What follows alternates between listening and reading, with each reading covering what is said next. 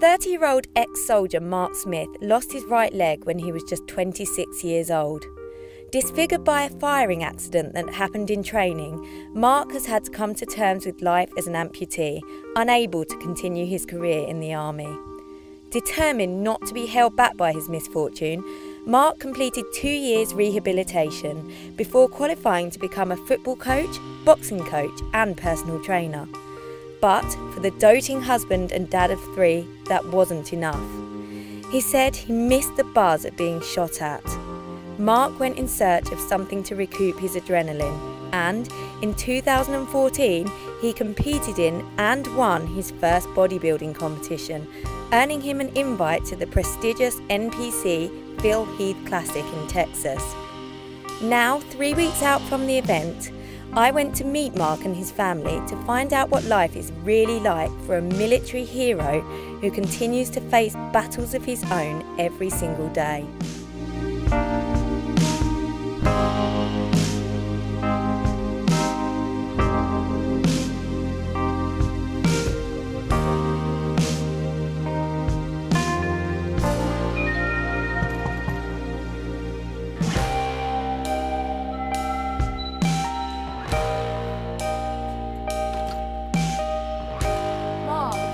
Hi, nice to meet you. I'm Danny.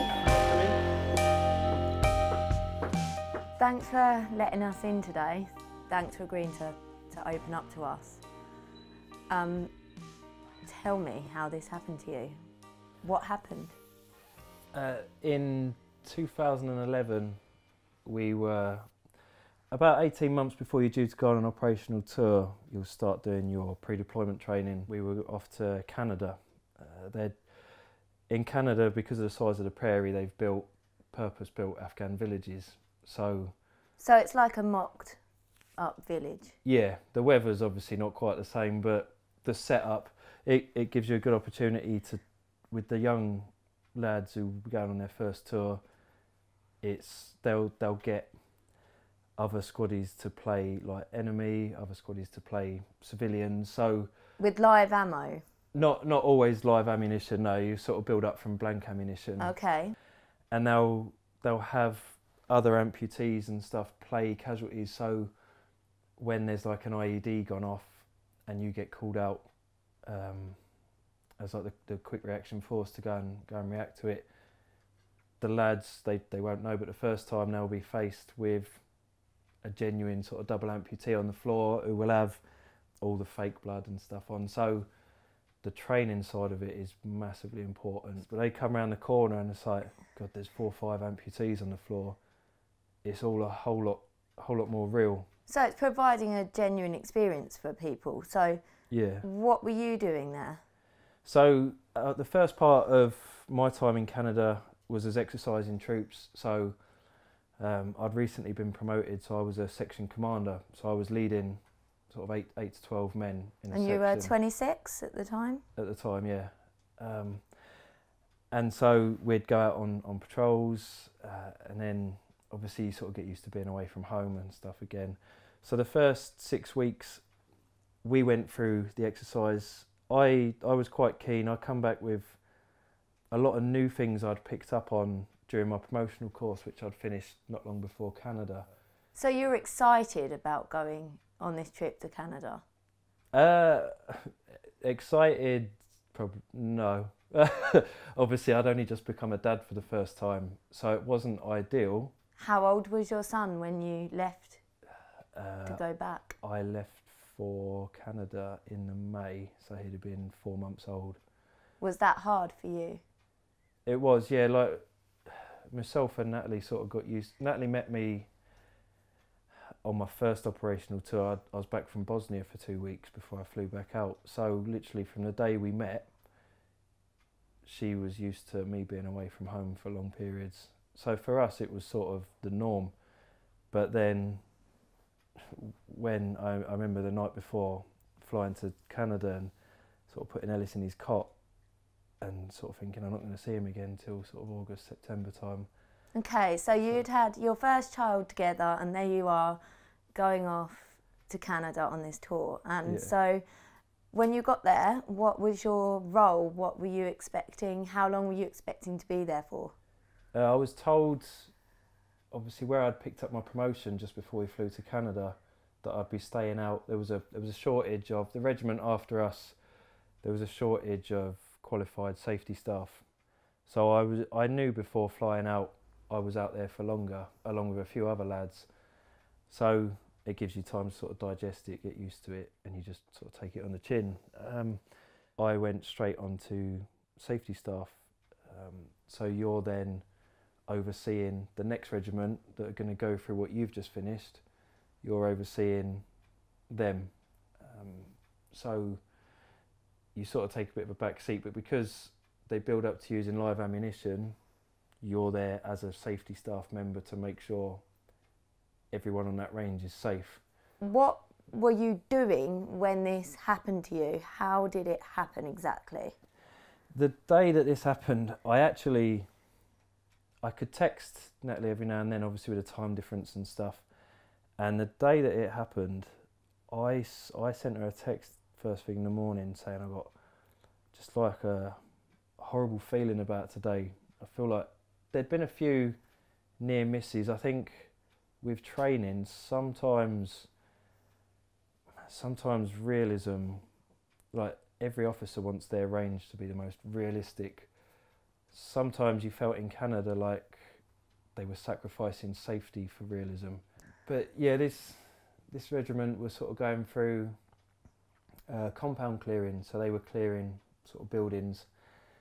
And as a safety staff member, I was, as you go in to clear a building, the section that's about to sort of go in and assault the building will stack up on the wall on the outside, so they'll be in, so say there's 6 lads, they'll be broken down into pairs. So I was behind the last man. I would have been due to go in with the last assaulting pair into whatever room they were going to clear, and that would have been my role, just to oversee that they do it safely. Okay. But being on the outside of the building, their first 2 lads went in, and then obviously the rounds come through the wall. It was just what was the building made of?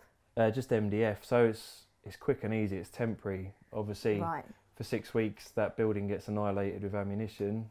They take it down, replace it with more MDF, ready for the next lads. So yeah, just sort of thin walls, and they came through the wall, through the back of me. I took 6 to my backside, so they came out by my groin, and 1 to my right shoulder. And what was the first thought that went through your mind when those bullets hit you? It was like the most unbelievable sort of burning cramp I'd ever, like, I remember sort of holding the back of my leg, sort of where your hamstrings are, and falling to the floor, and yeah, just sort of laying there. And I remember one of the lads was stood over me as I was on the floor, but I think he had gone into shock. Obviously, no one was really sort of prepared for that. But within 10 seconds or so, that's how it felt anyway. There was two other safety staff members who came over, and they were all over me straight away. They were mega. They are the single reason like I'm still here. The way that they sort of responded to it all and just cracked on. Did it occur to you at that moment that you might have to lose your leg? You always convince yourself, and I'd always convinced Natalie before, like Iraq, Afghan, getting shot I'd rather get shot than get blown up, sort of thing. So it was only when they put the tourniquets on, which was pretty excruciating, because the first time they got my knackers stuck in the tourniquet, so it was a little bit that was like more painful at first, but so I had 2 tourniquets fitted, and they kept my leg elevated. And although I'd done sort of first aid instructor courses and stuff, so I'm laying it, they wouldn't let me look at the leg because it had hit my femoral artery. Obviously it was sort of splurting about 6 foot in the air, so it was sort of really touch and go. And I knew everything they were doing was the right thing, but I was getting really annoyed because I had this, like, obviously pins and needles feeling in my foot where the tourniquets were slowly killing my leg off, and I kept saying to them, like, take the tourniquets off. But in my mind, I knew that they needed to stay on there, but it was such a horrible feeling. And one of the lads, I've seen both the lads that treated me since, and they said, like, you'd gone really pale, like your eyes started to roll, like your lips went blue, and then like your jaw sort of dropped. And one of the lads said to me, he's like, I literally punched you as hard as I could in the face to, like, sort of, he said you were peed off, but you responded to it, you know, we had to keep you awake. And then I remember saying to him, like, my shoulder really hurts, my shoulder's burning. And they were like, yeah, don't worry about it, you'll be fine. I was like, no, it's really sore. And they cut my shirt open, they're like, oh, you know, like he's been shot in the shoulder as well. And I saw that one, because I looked across and I had this big gaping hole in my shoulder. And so they packed that out, and that was pretty clean. It wasn't really sort of dripping or anything, it was just quite a clean hole. But the drama was obviously the artery, and the only reason I'm still here is because of a film called Black Hawk Down. In that film, ironically, it's a lad called Smith who gets shot in the femoral, like in the groin, hits his artery, and when they get him up on the table to treat him, they have to clamp off his artery because they can see it, but they don't manage to, disappears, and obviously they can't save him. And one of the lads had remembered, saw it, and clamped it off. Really? That's incredible. I was on life support the first couple of days, so you weren't aware of much at all? No, they flew Natalie and my dad out, and these two lads, I think they'd travelled up from Bicester. She said they knocked on the door about 6:30 in the morning, and our old house had like a frosted sort of glass door, so as she come down the stairs she could see a couple of lads in combats, and they said, like, your husband's been shot. And she said, where? And they're like, oh, from what we've been told, like the arm and the leg. So she said, as worried as she was, I'd always convinced her that you get shot in the arm and the leg, you'd be fine, sort of thing. And then I think my welfare officer from the Grenadiers had been in touch with her, said, look, we've got you on a flight from Heathrow, you're going in about 4 or 5 hours time, you know, do you want to get someone to come with you?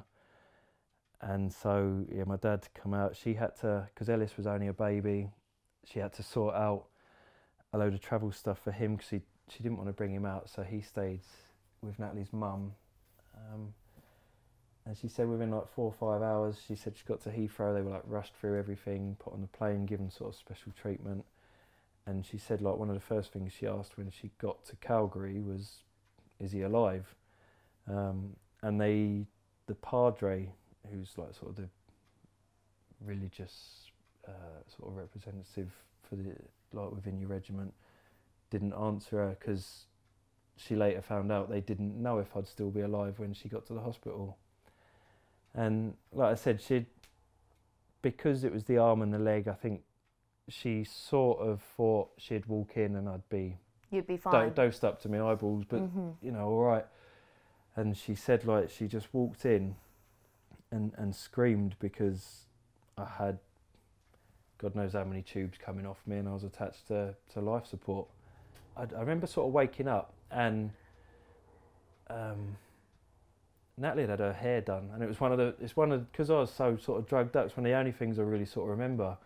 You know, I'm really half dead here, but yeah, my wife's had her hair done. Yeah, I woke up and she was like there, and I was like, oh, you've had your hair done. And I remember she sort of laughed and she's like, do you realise what's happened? And so I think we talked about it, and then it felt like within minutes there was this doctor putting like a green consent form in front of me saying we need to take your leg or you're not gonna see out the rest of the day, basically. And what went through your mind at that point? I pleaded with them to make me a below knee amputee, because I'd had friends previously who were above knees who had sort of had struggles, found it obviously you're a lot more reliant on a piece of kit, whereas if you've got your own knee, you've got that stability. I sort of pleaded as please make me sort of below knee, and over the course of the next few days, the more operations I had, the higher and higher it got. So they were literally taking off more and more leg? Yeah, because of the infection, the drains that were sort of attached to my legs. I remember someone touching my toes, and as like a nurse sort of asking if I could feel it, and I wanted to say yes, just because I thought, well, I can keep it then, but I couldn't feel a thing. And I remember they'd cut my calf open on either side. I remember seeing that, and there were drains coming off it, and the stuff that was coming out was black. But I think the reason they said we need to take it was obviously the gangrene had started to give me sort of organ failure. So yeah, they had to keep taking it higher and higher to whatever was left would be healthy. So I ended up sort of mid-thigh in the end. Because it must be incredibly frustrating just laying back and letting someone chop your leg off. I was upset when I had to sign the form, like the way it is in Canada out there. They have to have your consent, obviously, for something like that. So signing that bit of paper to say you can take my leg, I remember sort of literally being in like floods of tears sort of thing. But then I also knew that if I didn't, like that was probably the last day that I had. And do you know who actually shot you? No. I know obviously the regiment, but where we were brought in as extra sort of safety staff, we were just working with different regiments. So do you think they know what they did? I think so. I've said in the past I'd like to meet the lad, because I know if it had been the other way around, I'd beat myself up about is that bloke that got injured all right, sort of thing. And I'd more like to meet him to say no hard feelings, you know, it was an accident, there's nothing malicious in it. I don't think he intended to shoot me. So is it a common thing that happens in training, or? Yeah, like it seems to be. Once I got to Headley Court, I found out it was a lot more common than you would sort of be led to believe. Because, you know, for Joe blogs like me, we hear of people getting shot and wounded and killed in places like Afghanistan all the time, but I certainly wasn't aware that this is something that happens frequently, or happens at all, in fact. And so, okay, so there you are in Canada, in a hospital bed. You've had your leg amputated, and again and again and again. So you've got Natalie there with you. Yeah. How long were you there for? How long did she stay for? I think she stayed out until a couple of days before I flew back. I remember, like, one of the things she'd be there literally all day, every day, sort of by my side. She looked shattered. Did you feel ever as if you disappointed her or let her down? I knew like how lives had changed. Obviously. Did you ever worry you'd lose her? No, I don't. She's not that. We'd been together sort of long enough. She knew about the army. She knew about sort of the risks. If anyone was sort of strong enough to sort of take it on the chin and move on, like, then I'm married to her. And then you were sent to Birmingham. Yeah. Where I suppose more friends and family could get to you to see you. Yeah. I stayed there until sort of mid-September. So what were people's reactions? Did you feel under pressure to always smile and make out as if you were okay, when in actual fact sometimes you probably weren't? Was that a difficult time?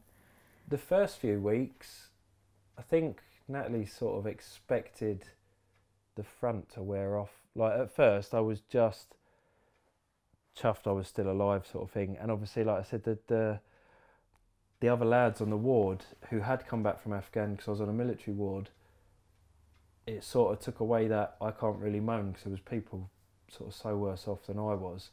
So I was just grateful that I was alive, sort of thing. And I did feel like I had a lot of people around me. Natalie stayed in a family's sort of welfare house that near to the hospital. So all the wives and children and stuff can stay there, and it's brilliant. And they've sort of taken backwards and forwards to the hospital every day. So I had her there throughout. The first 3 weeks or so, it was like, I just want to make progress. So it was like, right, I want to get out of the bed into a wheelchair. Right, I want to go from a wheelchair to crutches. And then I remember sort of laying there one morning, and the old table that slides across the bed, and they put your meal and that on. And it was, I'd had loads of phantom pains up until that point, where you can still feel the leg. So it feels as if you've got a leg there? Yeah, like I could feel my toes wriggling and stuff, and I almost drew comfort from it. It's sort of, at times you feel like you've still got a leg. And then this one particular morning, I looked down and I could only see that. Obviously the table sort of came to there, and I couldn't see the other leg. And for some reason that day I had no pain. And I sort of soon realised, and it was like, I've only got one leg. And I remember sort of Natalie coming to the like afternoon sort of visiting, and I remember just sort of saying to her, like, I'm actually like an amputee, like I'm actually sort of missing a leg. And the whole time I'd just been so happy to sort of still be alive and stuff. And obviously with us having not had Ellis for long, it was like, you know, I've got so much to look forward to. And then suddenly, like, I was sort of sat on my own in the ward, you know, I had my curtain round, and then, yeah, it was like, I've got one leg. And then, yeah, I had a few sort of down days after that. And then one of the lads from battalion come to visit, who had also lost his leg in Afghan. And that sort of gave me a massive lift, because I saw how well he walked. And he just sort of cheered me up, and obviously he'd been in that same position. So I remember him walking out at the end of that day and thinking, like, if he can do it, I can do it, but I'll walk better. And then from that day onwards, you spent about 2 years in rehab. And throughout that process, you had 5 or 6 different legs. Yeah. Is that right? Yeah. So did you feel as if you were constantly achieving something when you're in the army? Yeah, yeah. And did you feel that adrenaline, did you enjoy being shot at? Yeah, I didn't enjoy so much when it actually hit me, but like the near misses, I got sort of like a buzz. A buzz, yeah. I loved, like, everyone reacts differently, but I used to, I don't know if it was nerves, or I used to giggle, like when we were getting shot at, just like.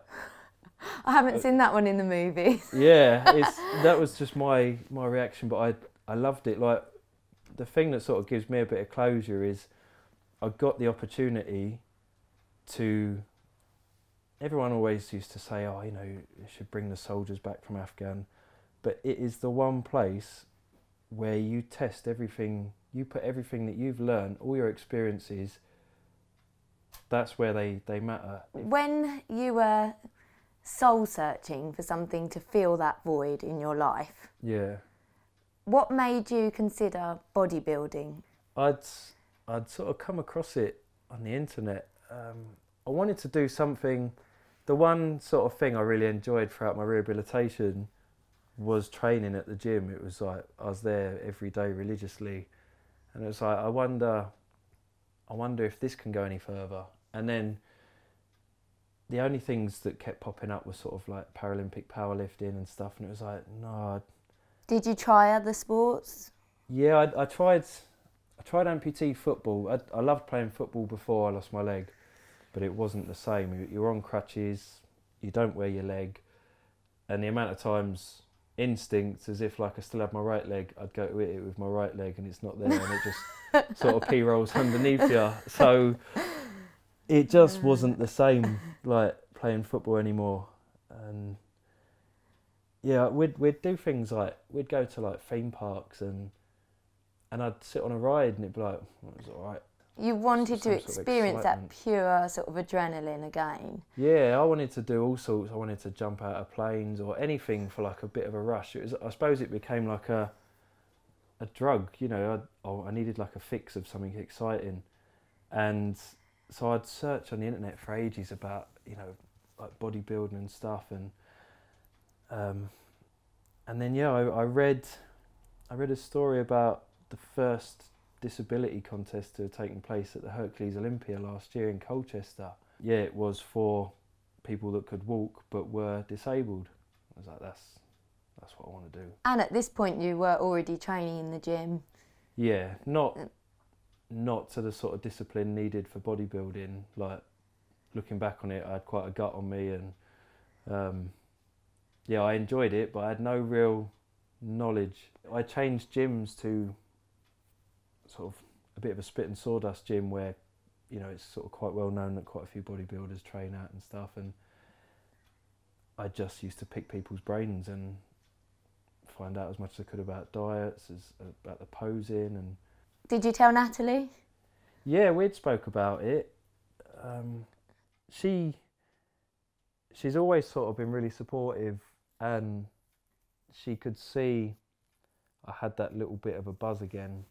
I wanted to sort of get out of bed. I had something to get out of bed for in the morning. You know, it was like the first few weeks of like changing your diet and stuff, and it's like I can start to see little differences, and I feel better. Did you become proud of your physical being again for the first time since you lost your leg?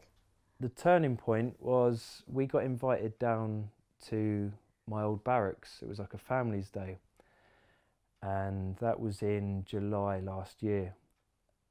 And for the first time, whenever I used to go back down to camp, people would say, oh, like, you're walking better, or how's the leg, or, you know, how's your rehabilitation going, or, you know, are you in any pain? And for the first time, no one commented on my leg, they commented on the size of me. Like, it was a deal, like, have you been eating children and stuff like that, you know. It's like, because when I sort of announced it on my Facebook page and stuff, I was just expecting to get knocked down a peg or two, like everyone to sort of laugh and be like, whatever, like, you're not going to become a bodybuilder. But I've always tried to, like, if I've said I'll do something, I'll do it. And so in my mind, I knew I would become one.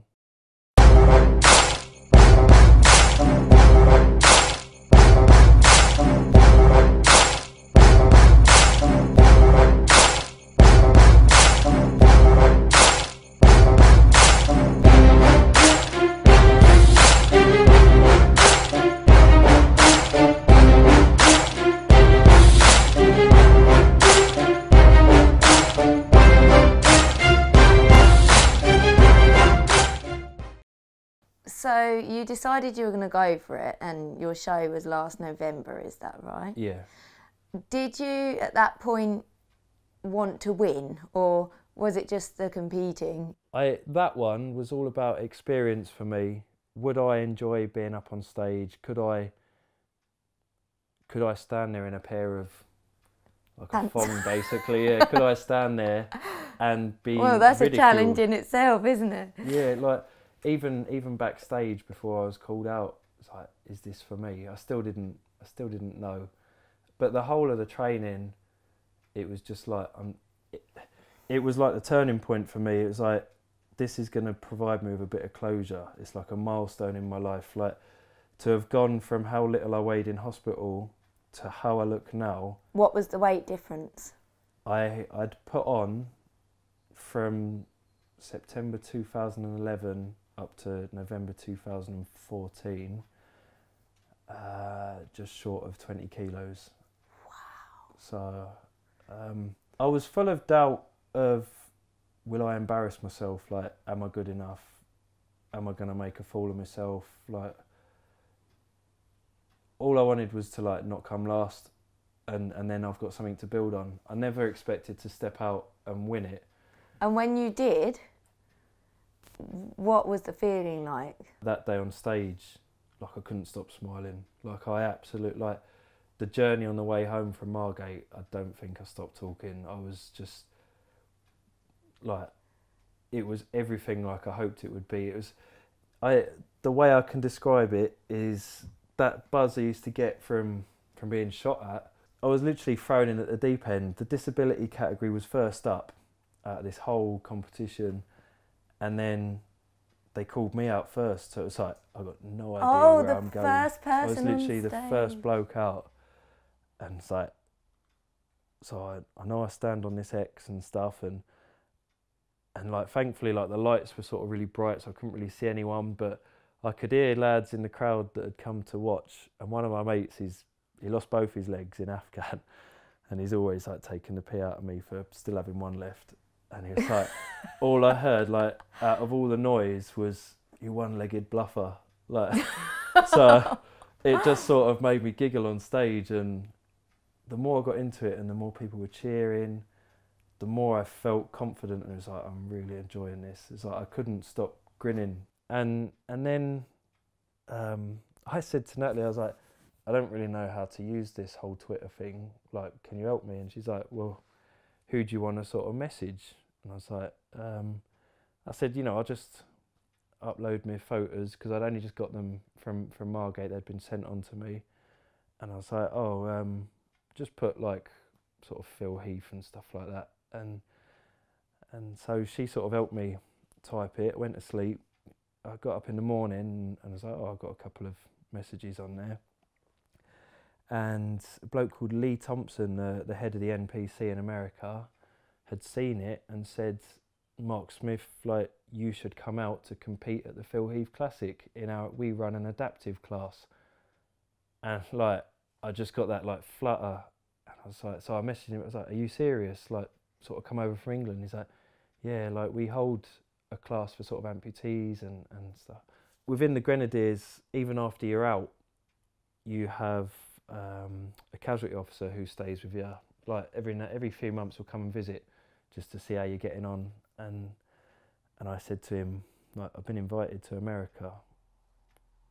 It's not going to be cheap. Like, any chance, the Colonel's Fund is a regimental charity set up for the Grenadiers. And I said, is there any chance of being helped? Obviously, it's a lot of money. And he said, sort of, look into flights, let me know where you're going to sort of plan to fly to, look into hotels and stuff like that. And I left it with him for a few days, and he phoned me up and he said, money should be in your account later today. Like, have you finally accepted that you are an inspiration to people? I don't know. I'm just sort of like me, really. I'm just enjoying what I'm doing. From a personal point of view, like I've found something that is like now a passion of mine.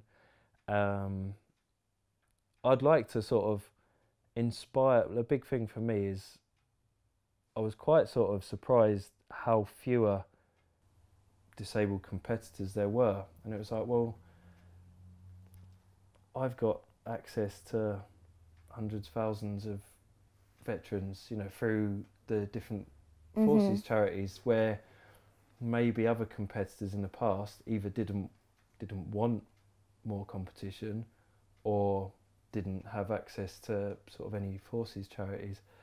And it was like, I'm sure lads would love this. Like, I'd love to stand up on stage with other lads who have lost limbs and compete with them. And what is your biggest dream in terms of bodybuilding? What's your ultimate goal? I think now that I've realised I can make something of it and that there's a bit of potential there, one of the people who, when I started to look more into bodybuilding and amputees, came up again and again, was an English bloke called Simon Robinson. I think he was involved in like a car accident or something. He's the only amputee bodybuilder ever to step foot on the Mr. Olympia stage to guest pose. Like, And I've been fortunate enough to be able to speak to him on social media sort of since this happened, and since being invited to America. And I said, you know, how did you go about it? How did that sort of opportunity come along? And then I said, like, 5-10 years, I want to be the second. I want to be the second amputee to step foot on the Olympia stage. So that is like my sort of my goal now. That's your goal. You're going to do it. I was impressed by Mark's enthusiasm for bodybuilding and intrigued to see how he trains. But how was it possible he could train his legs to the standard required to compete? Eager to find out, I headed across to the gym he's been training at for the past year.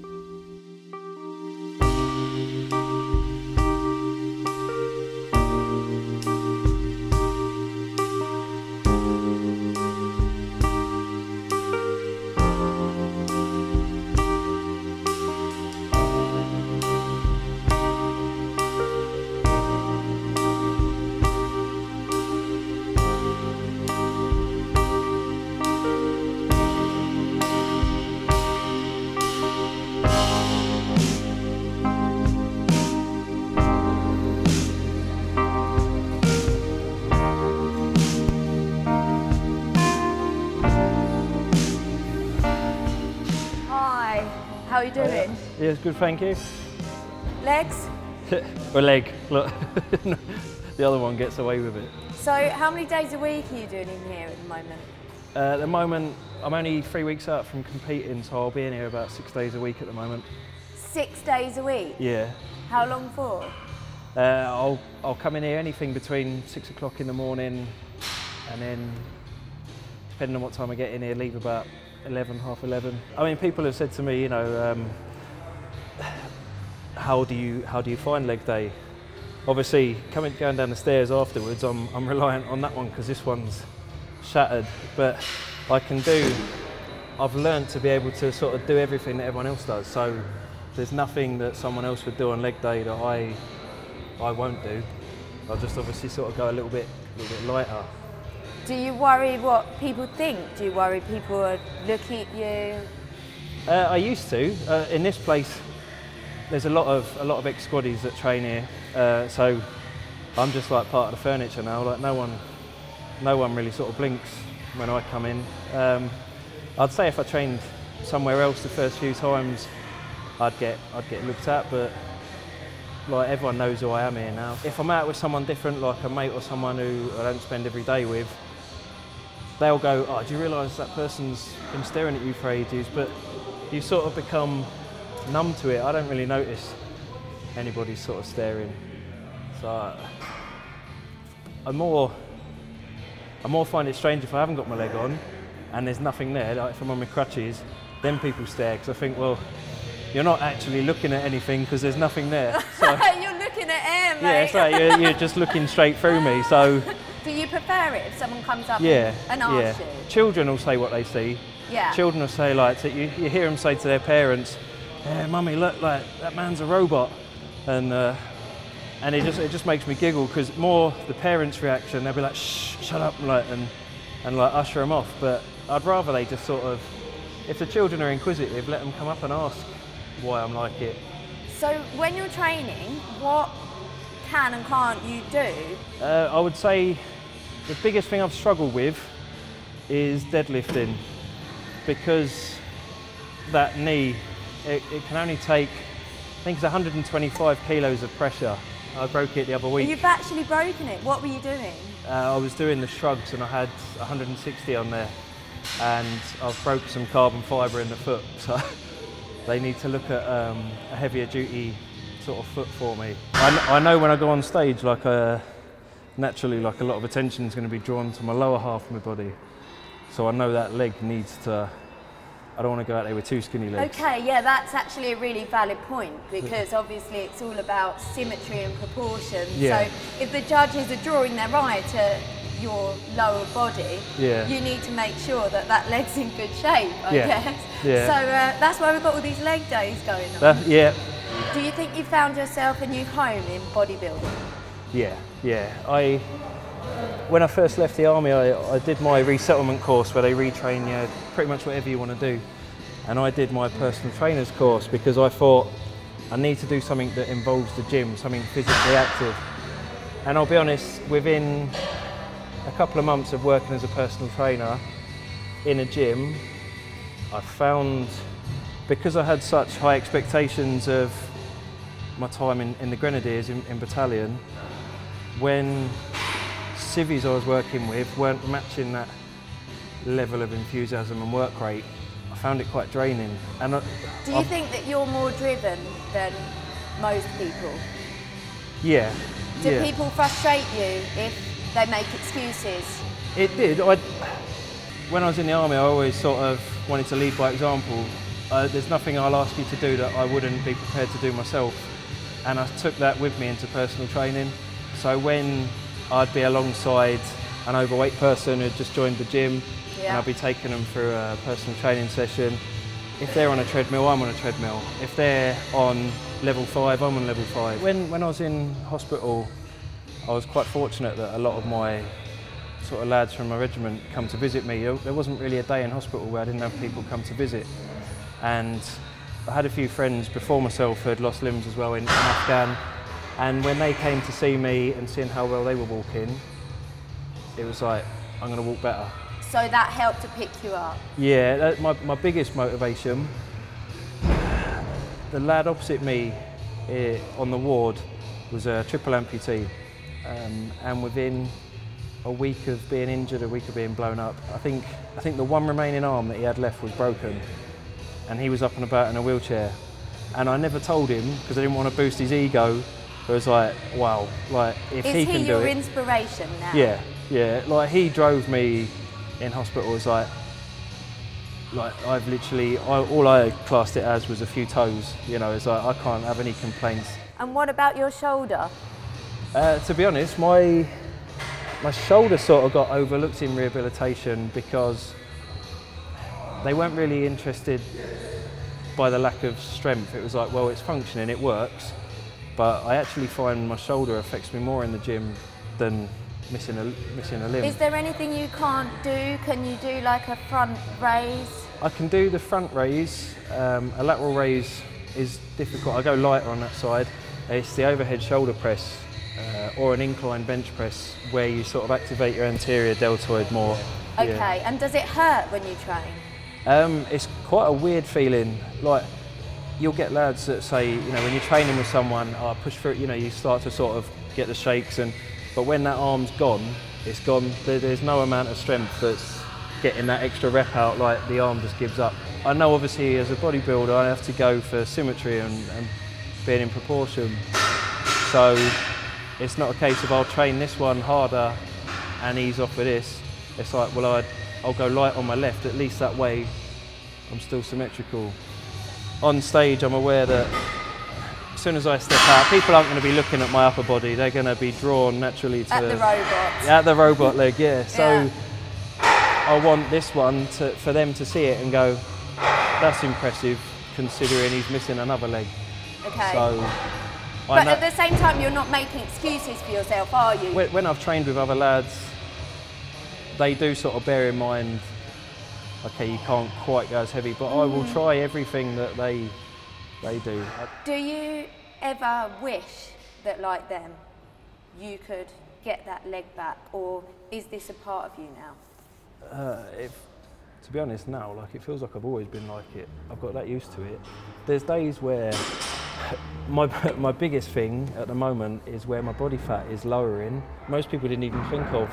I'm losing fat from everywhere, including that leg. And this carbon fibre socket, which is plaster cast to the shape of my leg, oh, it's not coming not out. fitting. So things like the calf raises, which I did earlier, I have to take my leg off now because otherwise it just falls off. Every time you get a new one of these made, it takes weeks. It's like getting a new pair of shoes and you have weeks of blisters getting used to it. It's the same every time you get. So when my leg shrinks and I need a new one, not a new leg, but a new one of a new socket, there's then weeks of walking around uncomfortable because there's different pressure points, different sores and... Okay. So with your cardio, because that's obviously a really important aspect of you know, getting your body fat down and keeping fit as well. Do you run on this? Do you walk on this? What do you do for your cardio? I've tried everything. In the build-up to my first competition, I even resorted to jumping on the children's trampoline in the back garden on that leg. No, without the leg. So I'd take the leg off and I'd go on there for about 45 minutes. But within a couple of weeks, the pains through my shin and my knee and my hip and my back. Because that was bearing all the weight. So it was like, well, I can't do this, so I'll go out walking with loads of layers on.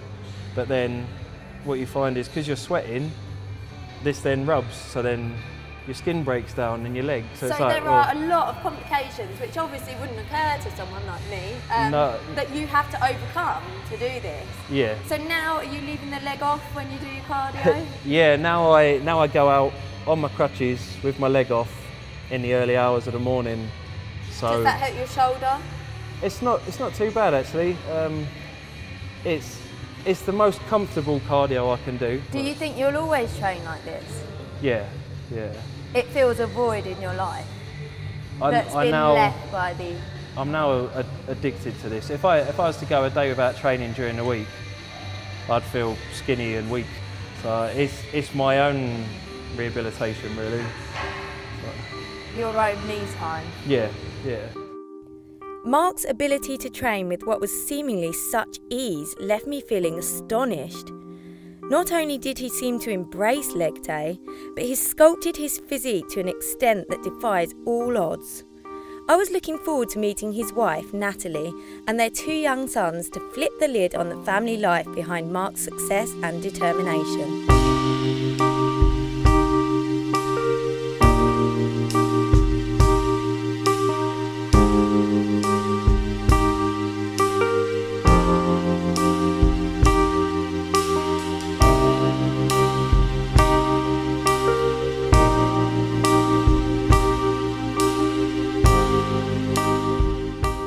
Natalie. Hello. How are you doing? It's lovely to meet you. And you. I've spent the day with Mark and you've clearly been his absolute rock throughout this.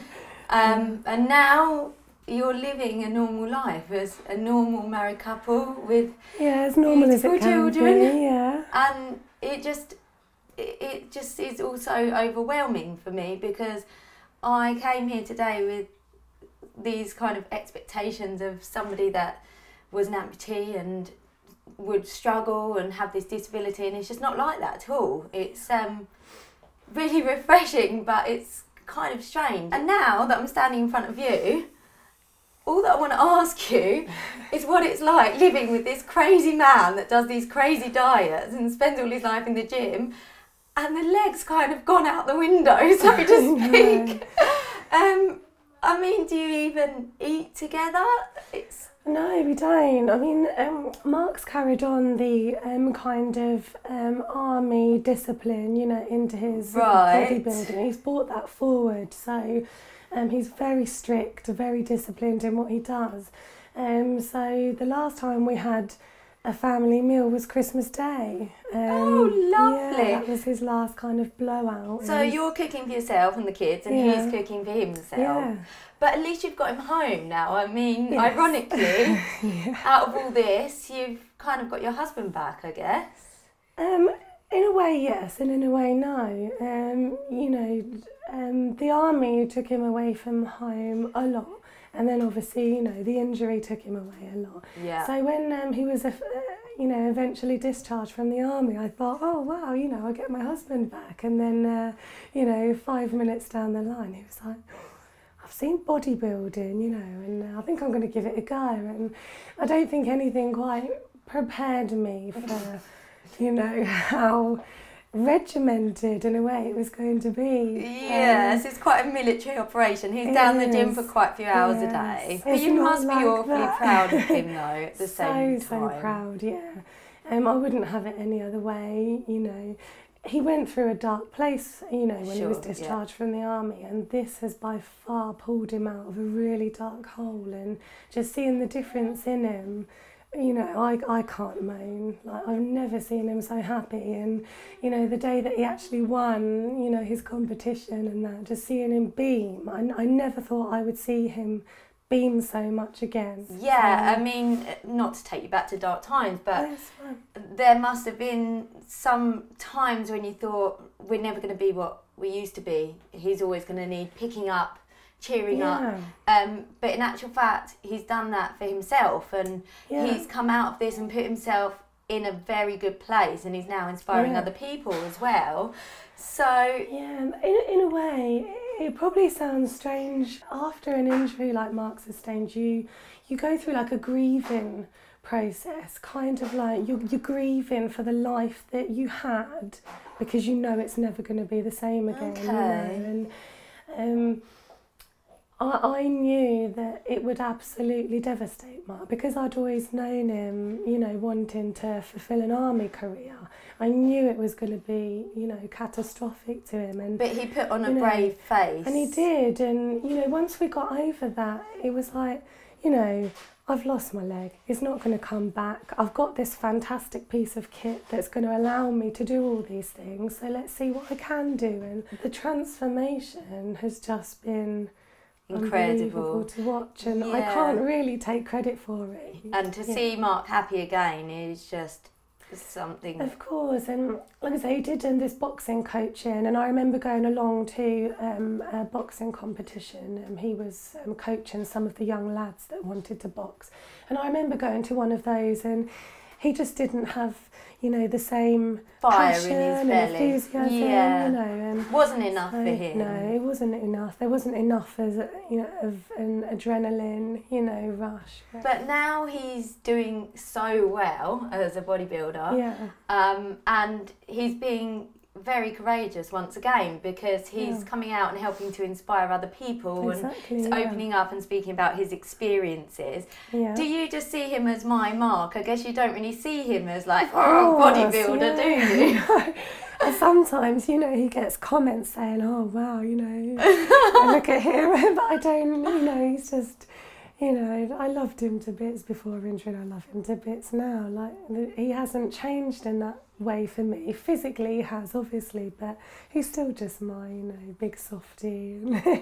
And how about the kids? I mean, they didn't really know him before this happened. They didn't, no. So for them, I guess it's normal, you know, Dad putting his leg on, taking the leg off. Yeah. And an operation that he had in December took him off of his leg for 2 weeks, and my youngest, Ethan, he kept saying to Mark, Daddy, where's your leg? Put your leg on. And, you know, he found it strange, you know, that Daddy was sort of hopping around on crutches and he didn't have his leg on, because it's all he's ever known.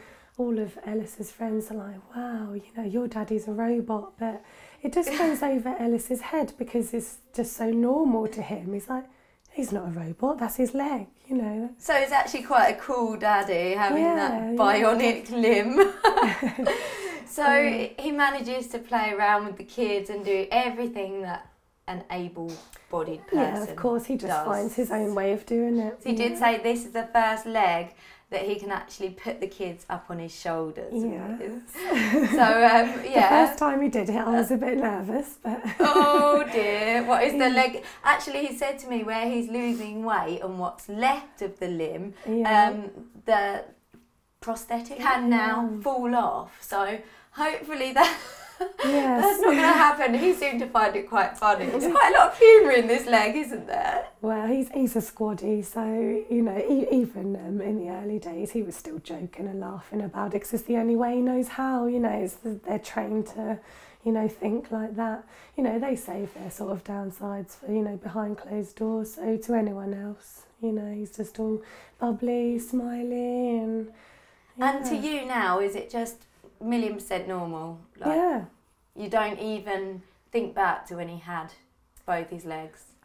I don't really remember. Sometimes it's strange when you're looking for old photographs and things like that. And we were looking, this is going back about 18 months, and he was in a pair of shorts, and he said even for him seeing his 2 legs, you know, it was really strange. Really weird. Yeah, when I meet new people, they say, oh my God, you know, how have you coped with that? But my answer is you just you just do. It's your life. You know, you can't hide from it. You can't walk away from it. You just have to embrace it. And instead of thinking, oh, what can't he do? It's like, well, what can he do? You know, let's focus on glass is half we can do for him. Instead of saying, oh, we can't really go on holiday because of it. Well, why not? Let's make sure we do. Make it happen. You know, we're very positive, all of us. You're as inspirational as he is, you really are.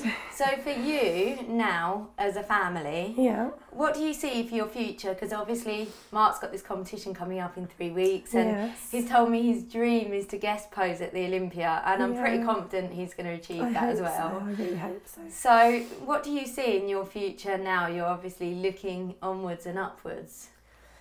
I see him doing more bodybuilding competitions, you know. And you smelling the chicken and broccoli. Yeah, like, you know, that's what he wants to do, you know. And I don't think he needs to find anything else at the minute. He's found his passion, and as much as it's hard, he likes that. I don't think being invited to America was something he thought would happen so soon. No, he said to me that he was actually very shocked and surprised, and you had helped him to use Twitter, and then not only had he got a response, but he'd actually been invited to go over there and compete, and then as well to get that sponsorship and that financial help as well, was just something that neither of you expected, was it? No. His main focus, as well as training, is getting other people into bodybuilding, you know, other people that may be in a dark place that need something, you know, to drag them, you know, out from a hole. So, you know, he's hoping to get the, you know, the disabled category sort of added into a lot more competitions, and he's certainly absolutely doing that. And I know he did say to me that when he was in a dark place, people that come in with even more severe injuries than what he had, well, what helped him to get out of that place. And you know, you have to reassure him that he is absolutely doing that and more, because now he's in this position where he can reach out to thousands of people, and that's just a wonderful, inspirational thing. And we're so pleased and grateful to be here today talking to you. It's nice. Natalie was awe-inspiring. Not only had she been Mark's rock through thick and thin, but nothing they'd been through really seemed to faze her. Mark and Natalie had a home life to really shout about. There was just one thing left to do. I wanted to see Mark's bionic limb in full-on child lifting action.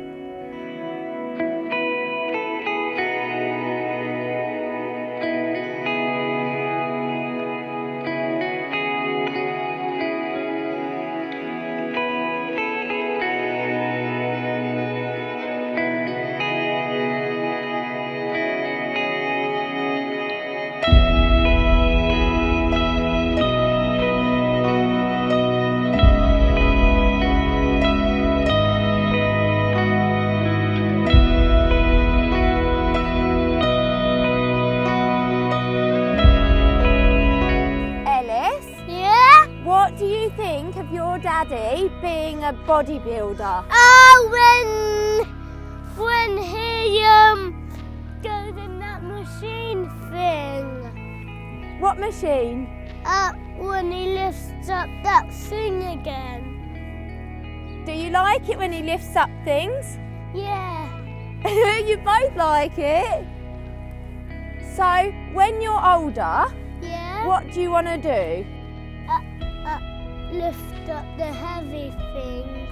Like your daddy? Yeah. And what do all your friends at school think about your daddy being a bodybuilder? Eating that bodybuilding food. Yeah, do they think it's cool? Yeah. Say 1, 2, 3, yeah. 1, 2, 3, yeah. So what do you think of your daddy's leg?